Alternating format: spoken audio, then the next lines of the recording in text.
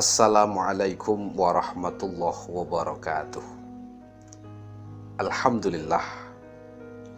Assalatu wassalamu ala rasulillah wa ala alihi wa man tabi'a hudahu wa walah, amma ba'du.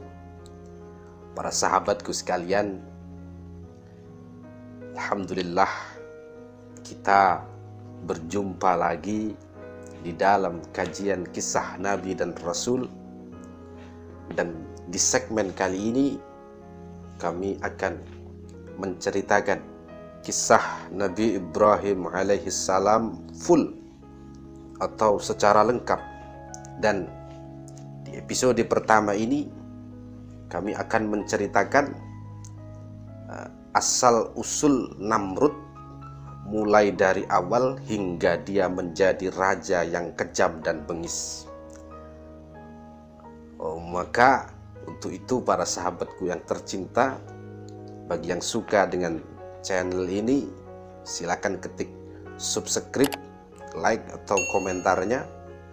Semoga para sahabat semuanya mendapatkan limpahan rezeki yang banyak dari Allah Subhanahu wa Ta'ala.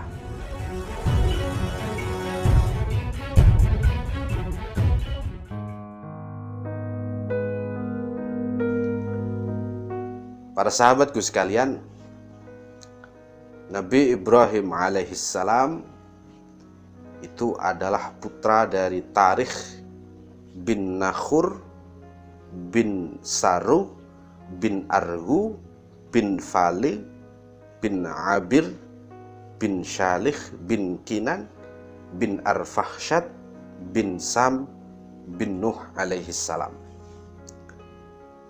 Dan pendapat dari Al-Hafidh Al-Imam As-Suhaili berkata, seseorang yang bernama Azar itu adalah pamannya Nabi Ibrahim dan bukan bapaknya seperti yang diceritakan oleh riwayat-riwayat yang lain atau cerita-cerita yang lain.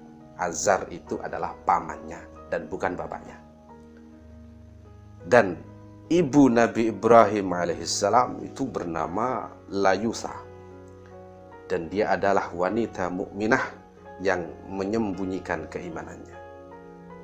Banyak riwayat tentang tempat kelahiran Nabi Ibrahim alaihissalam.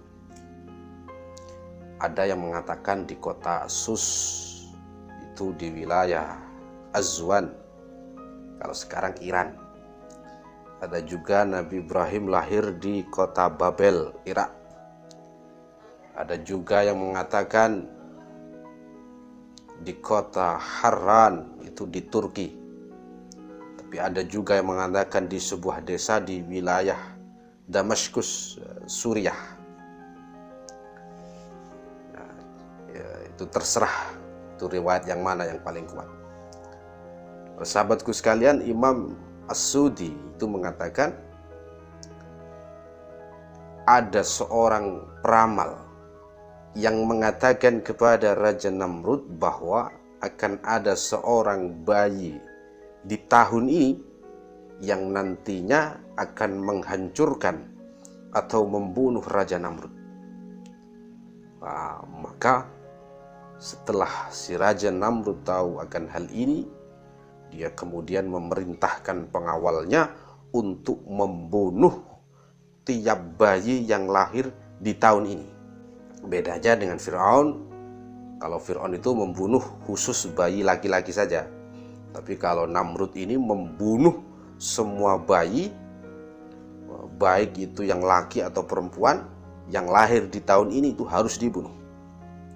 Dan juga si Namrud ini memerintahkan semua lelaki atau rakyatnya saat melakukan hubungan intim bersama istrinya itu untuk berazal, atau dalam bahasa sekarang itu memakai kondom atau ber-KB, atau gimana caranya lah supaya hubungan intim itu tidak menghasilkan, tidak hamil.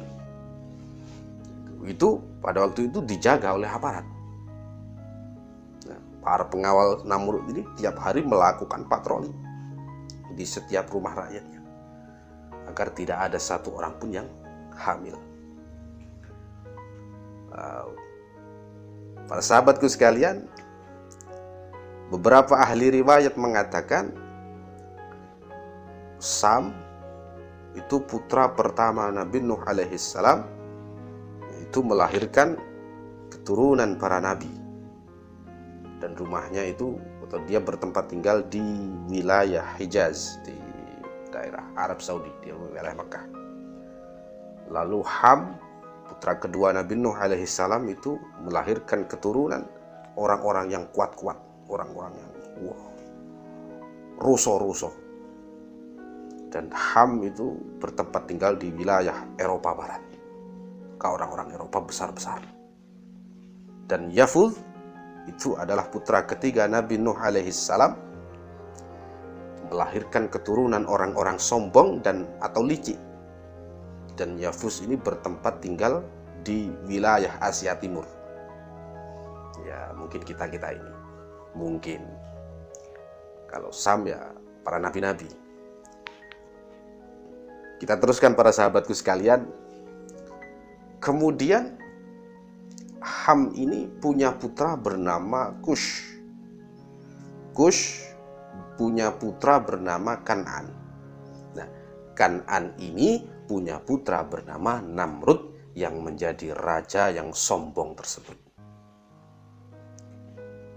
Dikisahkan dulu si Kan'an ini adalah seorang pendekar pilih tanding. Wah, dia itu sakti. Itu menurut beberapa riwayat. Dia mempunyai jurus pukulan yang kuat. Dan juga dia hobinya itu berburu. Dan kalau si Kan'an ini menjerit di depan hewan buruannya, maka hewan itu langsung mati. Wah, hebat benar si Kan'an ini.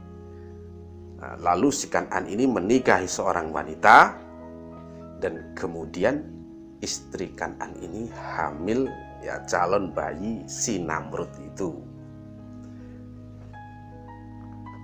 Dan saat si istri Kan'an ini melahirkan bayi Namrud tersebut, Kan'an langsung kaget dan berkata, "Wah, asem kecut. Asem ya kecut. Sungguh bayi ini wajahnya buruk sekali. Saya tidak menerimanya. Bunuhlah bu bayi ini, atau buang sajalah di hutan, biar dimakan macan kemudian mati." Lalu karena istrinya itu menuruti perintah si Kan'an, kemudian istri Kan'an membuang bayi Namrud di tengah hutan gurun dan menaruhnya di tengah-tengah kumpulan sapi yang sedang memakan rumput. Maka seketika itu sapi-sapi ini langsung takut, langsung lari ketika melihat bayinya Namrud. Termasuk juga hewan-hewan yang lain, itu lari semua ketika melihat bayinya Namrud. Nah, ibunya lalu kembali lagi dan mengambil bayi Namrud tersebut dan membawanya lagi.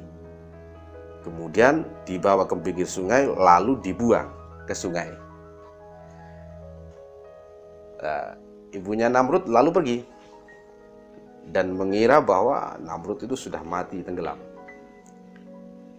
Sahabatku sekalian, aneh bin ajaib, bayi Namrud ini malah selamat dan bertengger di pinggiran sungai. Lalu Allah Subhanahu wa ta'ala meluluhkan seekor macan atau harimau, dan macan itu kemudian menyusui si bayi Namrud tersebut. Wah, di dalamnya ada darah susunya macan. Nah, ada darah susu harimau. Wah, mungkin itu jadinya calon-calon penguasa yang kejam. Maka kemudian ada penduduk yang sedang berjalan di pinggir sungai dan melihat ada macan yang menyusui anaknya atau menyusui seorang bayi. Lalu penduduk tersebut mengambil bayi itu dan mengusir macannya. Dirawatlah bayi itu, dan mereka, para penduduk itu, memberi nama Namrud. Dan saat Namrud itu tumbuh dewasa, si Namrud itu menjadi orang yang kuat juga, karena dia putra Kan'an, orang kuat. Namrud juga orang kuat. Ketika tumbuh dewasa, Namrud ini menjadi perampok yang ditakuti oleh semua penduduk. Maka pada akhirnya Namrud ini menjadi raja atau penguasa di wilayah sekitarnya itu, di wilayah penduduknya itu yang masih kecil. Dan kabar tentang ada seorang raja baru di wilayah yang lain itu terdengar oleh Kan'an. Karena memang Kan'an itu pada waktu itu juga menjadi raja di wilayah kecil yang lain. Oleh sebab itu, si Kan'an lalu berangkat bersama pasukannya untuk menumpas kerajaan baru yang dipimpin oleh Namrud. Dan setelah si Kan'an tiba di wilayah kekuasaan Namrud, si Kan'an terkejut karena dia dan pasukannya itu sudah dihadang oleh Namrud bersama pasukannya juga. Nah, akhirnya terjadilah perang yang begitu sengit antara kedua pasukan itu, pasukannya Namrud dan pasukannya Kan'an. Nah, di tengah peperangan, si Kan'an dan si Namrud itu berhadapan, dan mereka berdua kemudian bertarung secara bebas sampai akhirnya si Kan'an ini terbunuh oleh Namrud. Nah, mereka berdua ini tidak tahu bahwa sebenarnya mereka berdua ini ayah dan anak. Singkat cerita, si Namrud berhasil menguasai wilayah kekuasaan Kan'an. Dan tidak hanya itu, para sahabatku sekalian, si Namrud ini juga berhasil menguasai kerajaan-kerajaan yang ada di penjuru dunia. Dan dia itu tak segan-segan untuk membunuh seorang raja, penguasa di wilayah itu yang tak mau patuh di bawah kekuasaannya. Dan akhirnya di dalam sejarah yang sudah masyhur, si Namrud ini dinobatkan menjadi raja atau penguasa yang menguasai seluruh dunia. Para sahabatku sekalian, sampai di sini dulu kisah ini. Kami akan melanjutkan di episode-episode yang akan datang dengan kisah yang lebih seru. Untuk itu kami akhiri, wallahu a'lam bishawab. Wassalamualaikum warahmatullahi wabarakatuh.